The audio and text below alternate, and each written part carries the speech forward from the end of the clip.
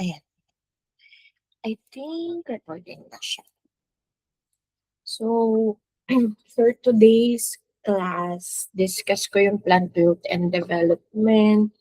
Start from this topic yung finals natin. So, reviewin niyo yung midterms, pero mag-start na tayo nung ating i-discuss pa.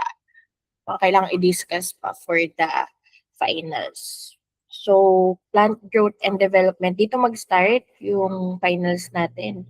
Then, meron pa akong isang module, part C, na i-send. And up until hanggang doon, yung ating magiging finals. So, last time we talk about mineral nutrition. Sabi ko sa inyo, yung nutrition, yung elements from the soil, it's another form ng food ng halaman natin para mabuhay. So, ang plant growth and development is just discussion kung papaano ba ni-utilize nung halaman natin yung food na yon. Like, it shows kung ano yung ginagawa nung halaman dun sa mga materials na nutrients and food sa photosynthesis. And yung focus ng plant growth and development natin is we study, analyze kung papaano ba nag increase in size yung halaman, paano na-perform yung um, kanilang body part. So, punta tayo sa technical definitions. Development, sabi dito, attainment of size by virtue of growth and architectural design by morphogenesis. So, involved dito yung differentiation of cells into tissues, organs, and organisms. So, technical na naman, anong ibig sabihin ninyon? Anong ibig sabihin nun? So, pag sinabi nating development, involved dyan yung pag-form ni halaman ng part and then structure. So, part tsaka structure. Yung sinasabi ditong attainment of size, ibig sabihin nito ay si halaman nag-grow bigger. And then for the architectural style, si halaman nagkakaroon ng shape and form. Tapos meron tayong tatlong aspect ng growth. We have yung growth, differentiation, and organism. I mean, aspect ng development. Growth, differentiation, and organization. So, anong ibig sabihin nung word na growth? Pag sinabi ng growth, irreversible increase of cell number. Essentially, nag-i-increase yung dry mass or weight ng halaman. So, pag si halaman ay 'di ba, alam natin na we come from cells, tapos nagdi-divide ng yung cells natin, it increases yung cell number. So, yun yung part nung tinatawag natin na growth.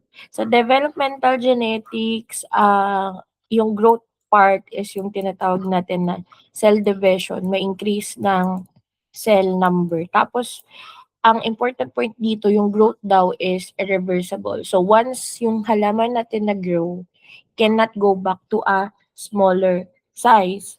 Pero, yung increase in size, hindi always nagsasabi na increase in growth. Halimbawa, si halaman natin pwede siyang mag-look bigger, pero meron lang yang laman na tubig. Kung wala kang increase in cell number or yung dry matter natin, hindi siya true growth. Yun lang yung ibig sabihin yan.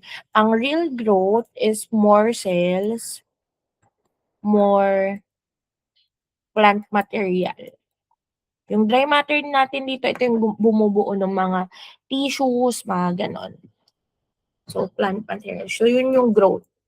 Tapos, meron tayong tinatawag na growth curve. Si halaman ay meron siyang pattern of growth. Plants and cells, they follow a pattern of growth.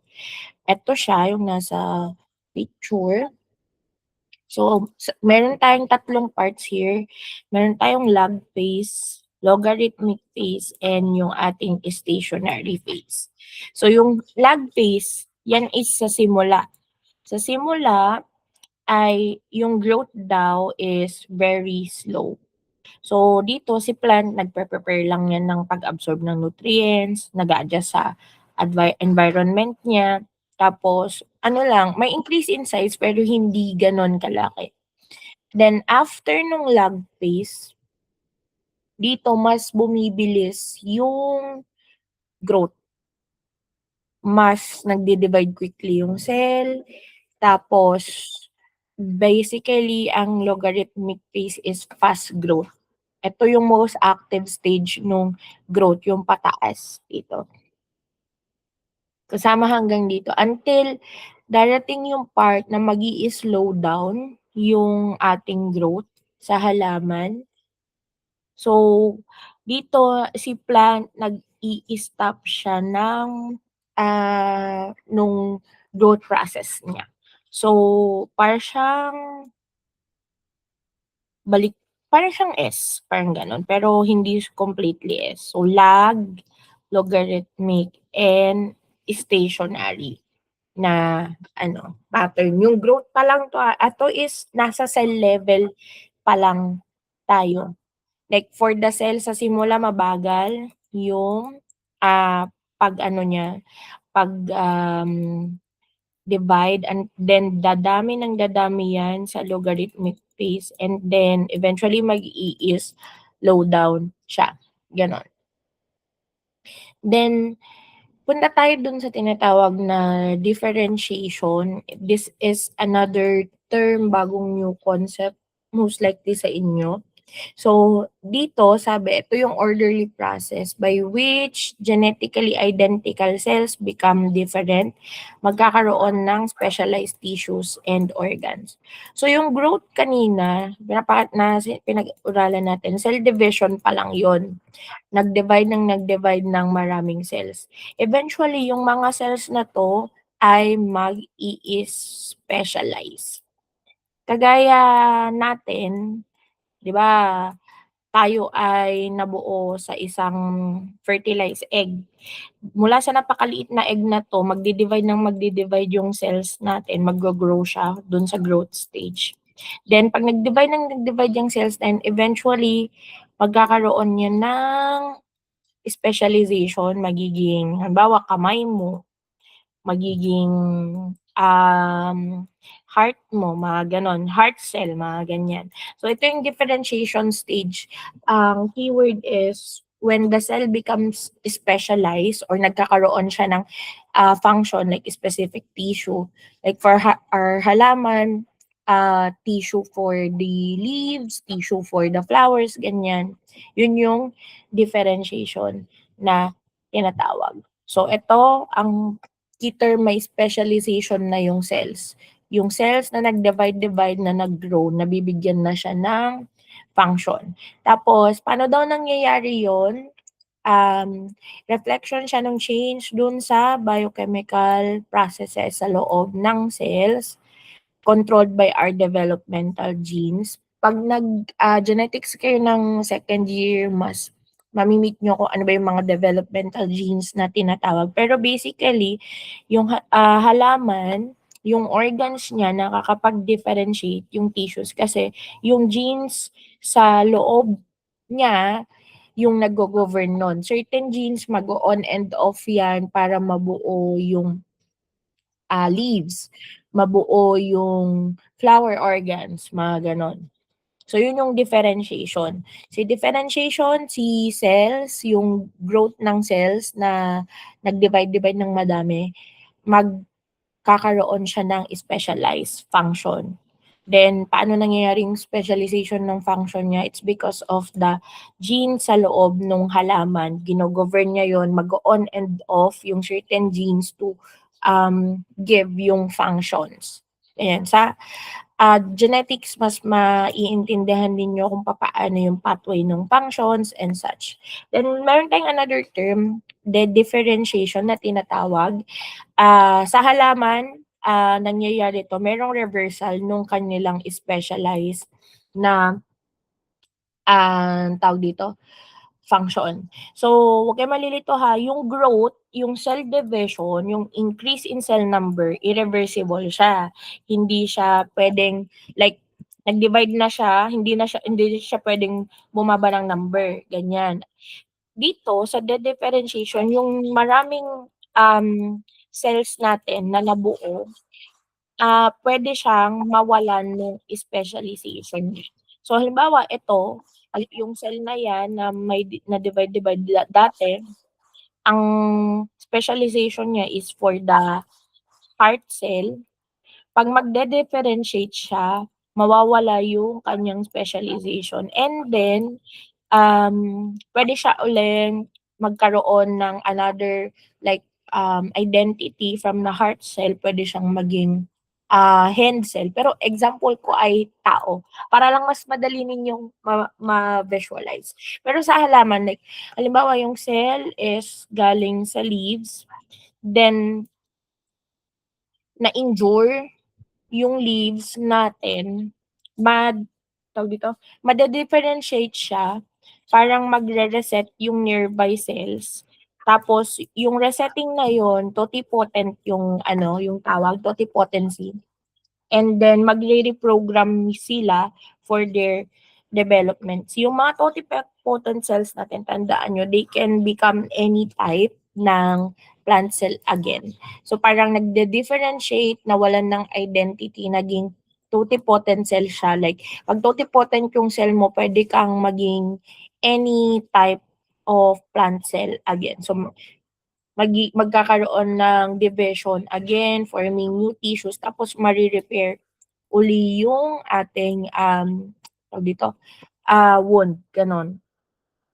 So kasi plants natin, puwede silang regrow ng kanilang parts unlike sa most animals because meron silang, totipotent na cells na nakakapag-help dun sa de-differentiation processes nila. Kung papansin ninyo si halaman kahit putulin mo man yung mga stem branches niyan ano uli siya, maggo-grow uli siya ng different stem, different leaves, different flowers. Eh, sa animals 'pag pinutol mo yung kamay mo, hindi na siya maggo-grow, gano'n.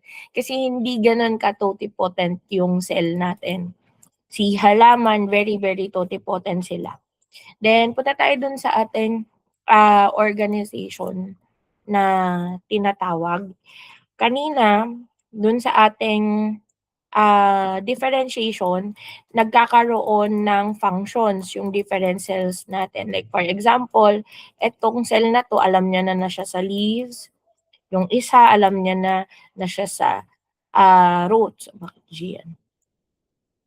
So, yung organization yung na tinatawag, pagkatapos mag-specialize ng cell, hindi sila nagse-separate. They need to work together. So, si organization, siya yung orientation and integration of differentiated cells in space together with regulated growth para mabuo yung whole plant. So, anong nangyayari diyan? Sa organization, ina-arrange na ni halaman yung mga cells na nag-specialize. They arrange and connect different cells properly para mabuo yung whole plant. Yung morphogenesis actually ito yung, pagkabuo nung final shape and structure ni halaman.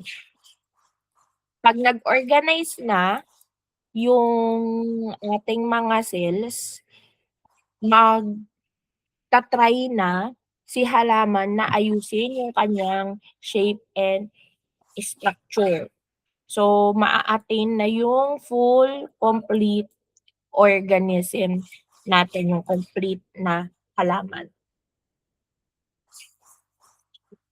So, si morphogenesis, ito yung process on how the plant gets its form. Si organization, more on nagwo-work together pa lang yung cells, yung different cells na na-form for the complete plant. Ngayon, yung pinaka-complete na is yung sa ating morphogenesis. So, overall, ito yung development diagram ng halaman natin. Meron siyang 4 main parts, yung growth, yung cell division, nag-i-increase ng cell, cell number. Pag nag-increase ng cell number, mag-i-increase yung dry mass or yung weight niya. Differentiation ay nagkakaroon ng specialized function si halaman natin. Then yung pattern formation, yan yung ating organization. So meron tayong specific na pattern na sinusunod para ma-arrange yung parts ni halaman. Like si leaves, they follow a certain pattern. Yung branches natin nag-grow in the certain way. Then si morphogenesis ay siya yung nagbibigay ng final shape ng halaman natin. So, ganon yung development ng ating plants. From a very, very small cell, sa seed, it becomes a organism, full organism. Kunwari puno yan, pangit talaga ng drawing ko. Based on these 4 processes. So, huwag niyong kakalimutan ito. Then dito, meron tayong important points. Si plants daw, nagde-develop siya according to a predetermined genetic blueprint. Ibig sabihin nito, yung ating halaman ay yung growth nila and development merong guide from the DNA. So si DNA yung nag-govern ng kanyang growth. Pero yung kanilang paglaki ay very affected din ng signals from their external environment. After nitong ating plant growth and development, i-discuss natin yung mga certain signals na yon, like yung light, water, yung nutrients. May mga ginagawa yon sa ating halaman. Especially yung external environment, meron talaga siyang effect. Alam naman, medyo common sense naman siya sa atin na naapektuhan kahit naman tayo ng ating environment. Tapos dito, sabi, si plants are always undergoing development. Hindi sila nag stop mag-grow kagaya ng um, animals. Like, yung sa animals kasi, like sa atin pa lang, baby pa lang tayo, yung form natin ay determined na. Like, alam mo na, pag sa baby pa lang na 5 yung fingers niya, meron siyang 2 paa, gano'n. Eh, si halaman, sila continuous yan, like, throughout their life, naggo-grow sila ng branches, nagbabago yung pattern nila. Kaya they always undergo these 4 processes throughout nung ating, throughout ang kanilang buhay. Sa atin kasi, yung growth to morphogenesis natin na animals or mammals, usually tapos na yan ng juvenile or teenage stage natin. Like, so parang pag sa nung mga teenager na hindi na lumalaki, gano'n. So, sa animals, definite yung kanilang development. Si plants ay continuous throughout their life, gano'n. Now, punta tayo here sa localization of growth. So, gets na natin na ito yung processes ng development. So, saan ba nangyayari yung development ng halaman?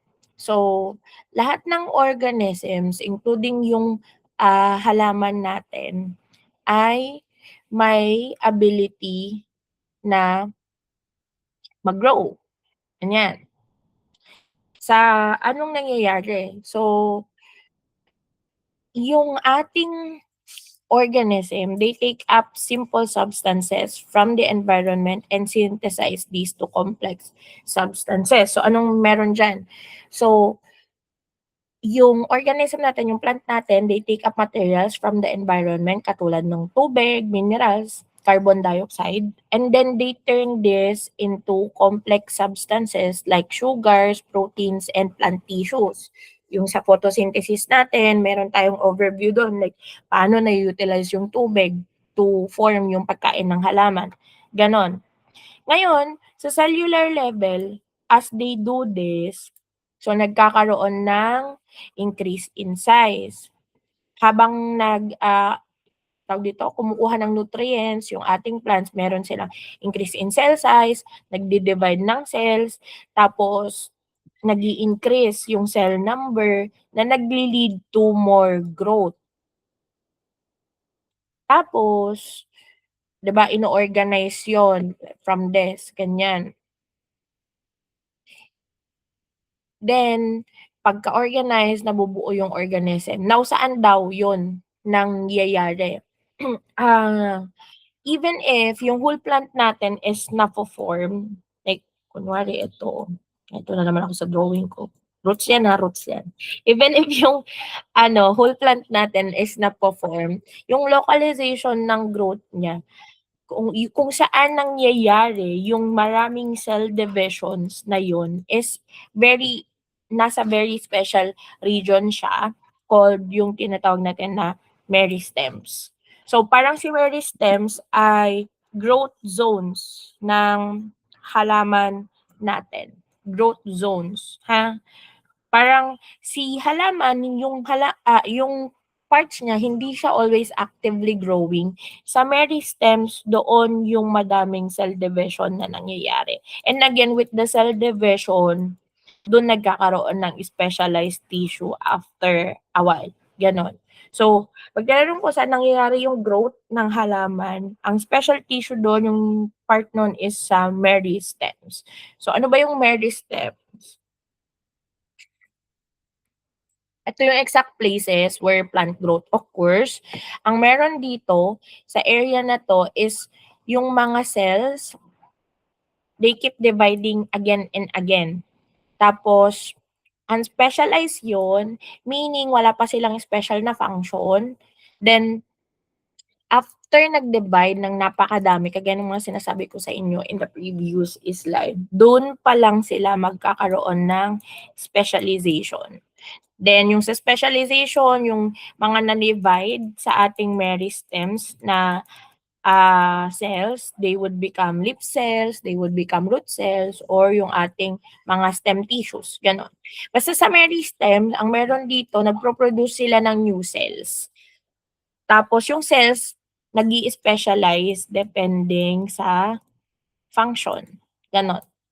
Tapos, meron tayong basic structures involved in plant growth and development. Meron tayo nung embryo, bukod dun sa meristem ha.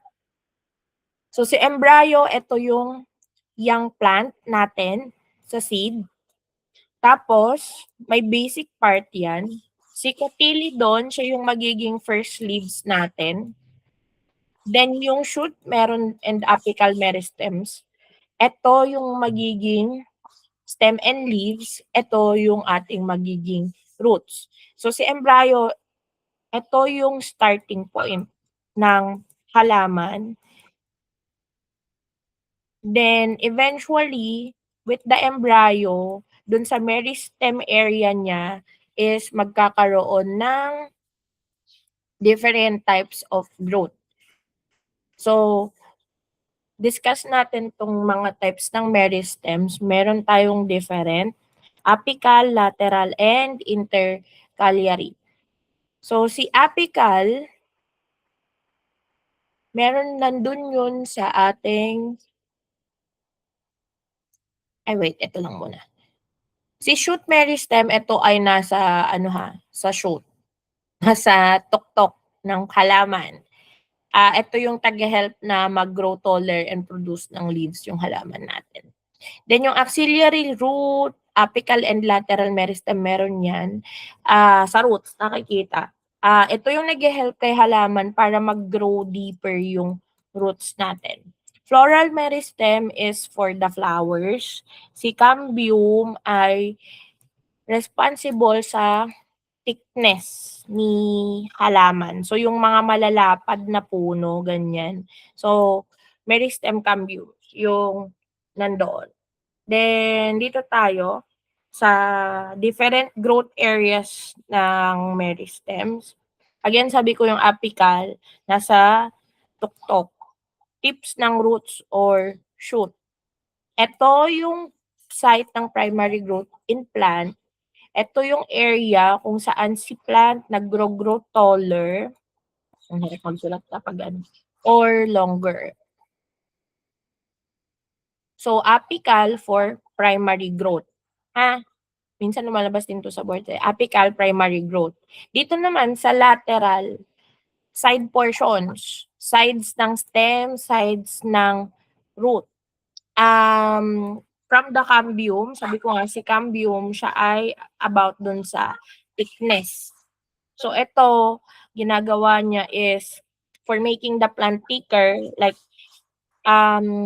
yung stems mas magiging wider, si trunks mas magiging bigger.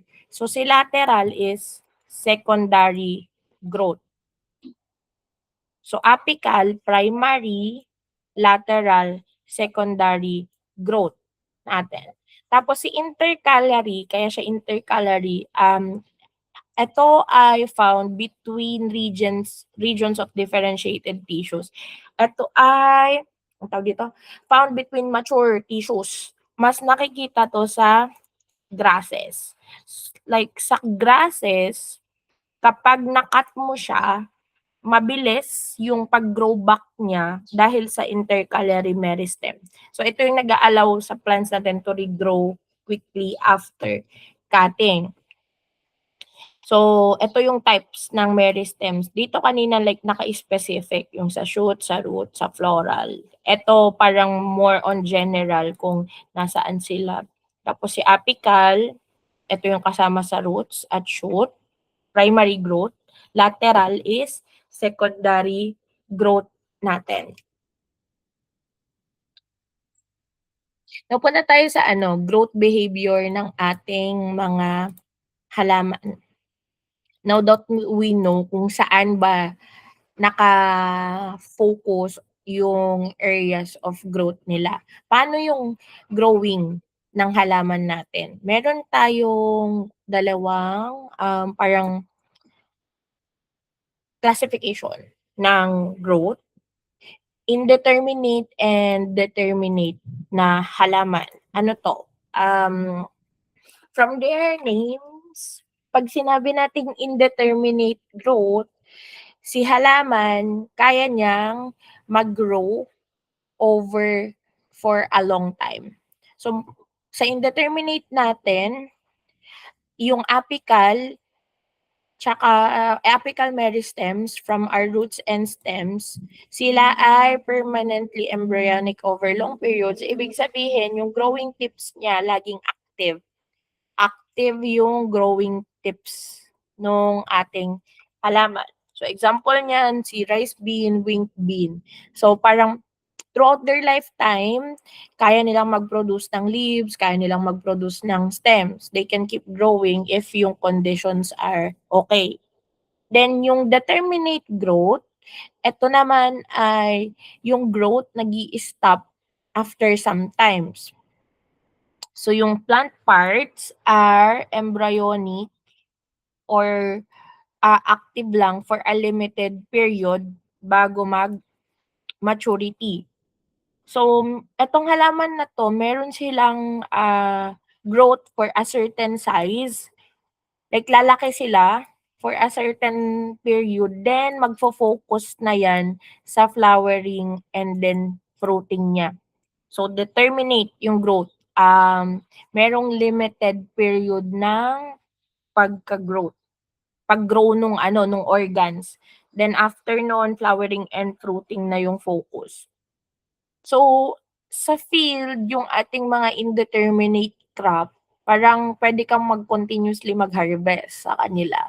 Sa determinate naman, ano 'to, parang at yung cropping calendar mo at certain lang, um, tawag dito, at certain time. Halimbawa, sa rice natin, parang after 3 months puwede ka ng mag-harvest tapos dun na yun, gano'n. Gano'n din si corn. At a certain period, puwede kang mag-harvest nung kanyang fruit. Hindi siya continuous na marami kang iha-harvest na iha-harvest lang. Gano'n yung nito. Tas gano'n din si mung bean. And then malapit na matapos actually. Ito yung pinaka last 2 slides sa ating growth, meron daw tinatawag na internal growth mechanisms, yung different parts daw ng halaman, they affect each other. Ito yung tinatawag na correlation effects. Merong regulatory effects exerted nung one part ng plant natin sa growth and development ng other part. So halimbawa niyan, yung growth ng roots, naapektuhan niya yung growth ng ating mga shoots. Yung growth ng leaves, naapektuhan niya yung growth ng roots. Yung growth ng fruit, naapektuhan niya yung growth ng leaves. So parang meron tayong system ng growth. So papaano yung examples nito?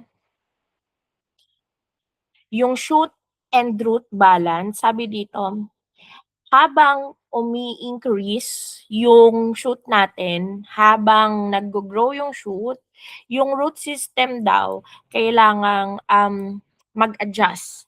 Like it also must grow bigger. So parang habang lumalaki 'tong taas ng part ng halaman, kailangan yung growth ng roots nag-a-adjust, naggo-grow din siya pa-deeper, gano'n. Yun yung effect nung ano, shoot and root balance, kailangan, ganyan.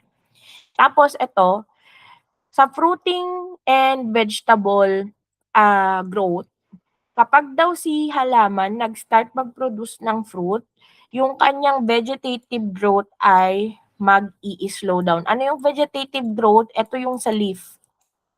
'Pag nag-fruit na yung halaman, mas oonting leaf yung kanyang, parang pino-produce. Pero kasi, yung vegetative growth mauuna yan.